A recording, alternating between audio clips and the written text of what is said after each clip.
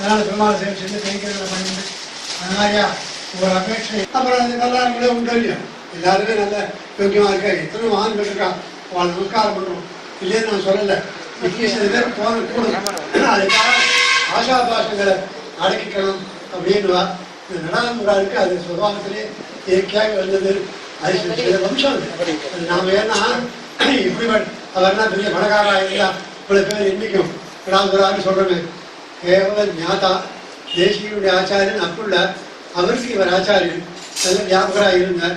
எவ்வளோ பெரிய கெட்டிக்காரர், எப்படி பிராமணிக்கால் பாருங்கோ. இவருக்கு கவுனார் எழுதிருந்தாராம், நடாவது அம்மாளுக்கு கவுனார் அவர்கிட்டே காலட்சேபம் பண்ணுறதுக்கு பாஷெல்லாம் ஆட்சிக்கு ஆரம்பித்தாராம். இந்த குரு பரம்பரில் எழுதியிருக்கான். காஞ்சிபுரத்தில் இவர்களாவது பக்கத்தில் இருக்கிறார். போனோடனே இவர் ஏதோ கேள்விதான் கேட்குறாரு, அண்ணா வாசிச்சோம். இவ்வளோ இவர் கேட்குற கேள்விக்கெல்லாம் பதில் சொல்கிற அளவுக்கு அவருக்கு அவ்வளோ போகல. பார்த்தாராம், நீ கெட்டிக்காரன் இருக்க, உனக்கு நான் ஞானம் அதிகமாக இருக்குது. திருவள்ளரை ஸ்ரீரங்கத்துக்கு பக்கத்தில் திருவள்ளர் திவிதேசம்.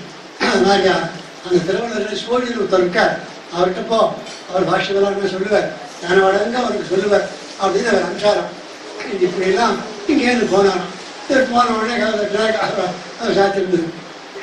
யாராவது நான் தான் வந்தேன், நான் செட்டு போல கூட வாங்கினாராம். தெளிவா கிட்ட போச்ச அடியேன்னு பவ்யமாக சொல்லிக்கணும்.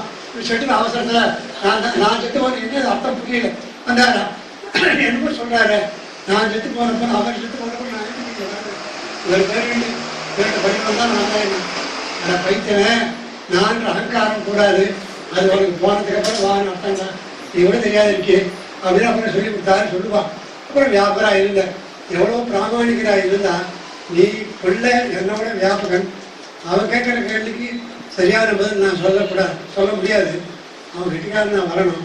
அதுக்காக அங்கே போய் இப்பெல்லாம் போலையா காஞ்சிபுரம் இருக்கிறது ஸ்ரீரங்கம் திருவள்ளுவர் நடந்து போகணும். இப்பெல்லாம் போல வண்டி வாகனம் சௌகரியங்கள்லாம் கிடையாது. இங்கேருந்து நடந்து போய் அவர்கிட்ட போய் ஞானம் சம்பாதிச்சு இருந்து இப்படிலாம் பண்ணார் அம்மா அப்படின்றது. அதனால ஞானம்தான் இவாளுக்கு சொத்து, அறிவுன்றது ஒரு சொத்தை வச்சுட்டு அத்தால ஒரு சிவபிரகாஷ் காச்சார் எவ்வளோ கெட்டிக்காரர் ஸ்ரீபாஷத்துக்கு எவ்வளோ வியாக்கியானம் பண்ணிருக்காரு. தேசிய தோத்தார் மாமா அப்புள்ளார் கிடாம்பி அப்புள்ளார் எவ்வளோ பெரிய வியாபகர் மகா பிரசித்த வித்வான் எழுந்தவர். இவன் எல்லாரும் அம்மாவுடைய சிஷ்யாவில் சேர்ந்தவா. வடக்கு பெரியதி பிள்ளை சொல்லி பெரியவாச்சான் பிள்ளை இவன் எல்லாரும் கலாவடையில் எல்லாரும் அந்த நாளில் அந்த கலாவேலுமே கிடையாது. அப்புறம் பின்னால்தான் ஒரு 250-300 வருஷத்துக்கு கூட தான் இந்த பேதங்கள்லாம் வந்துருத்து.